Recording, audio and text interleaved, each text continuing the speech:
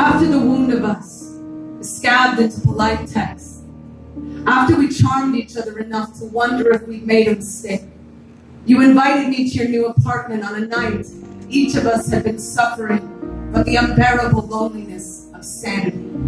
You had moved to your favorite building in the city, an almost castle, historic and grand, wrapped in a century of ivy.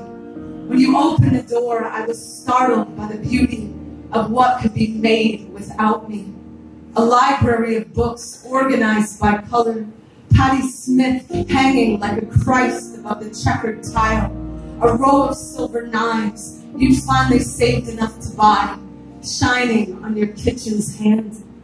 You sliced heirloom tomatoes and made a dressing from scratch, while I eyed the cowhide rug whose murder I had refused to allow in our house, but here, almost free, almost alive. After dinner, a song came on the stereo that had been sent to me by another woman who wore the same red lipstick as you, but who wasn't like you. Chain-smoking bartender reaching for the rifle when the bar fight breaks out.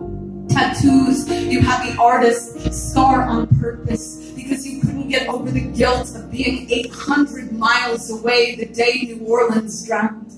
Pores sweating bourbon through the yoga class you cursed through. I called you a hipster once, and you flattened every bike tire in the city with your fuck nose. The hours passed smooth as the wine we downed, like we were pouring the blood back into our bodies.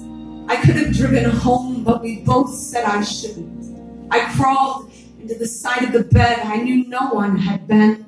Your grief, always a marathon to the rest of the world's sprint. I ran my fingers along the stitch of your pillow while you spoke about the ivy covering the windows. Because the building is historic, you said. The ivy is too.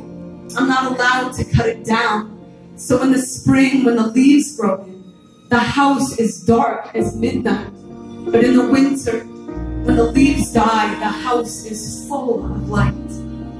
Your eyes started closing as they always had before mine. 3 hours I lay awake, your shoulder kissing my shoulder. 3 hours I lay awake, loving you, then turned towards your ear and whispered that I had to go. You uncurled from a dream and said, "Okay, honey." And I went to wherever the ivy goes in the winter, and for the same reason.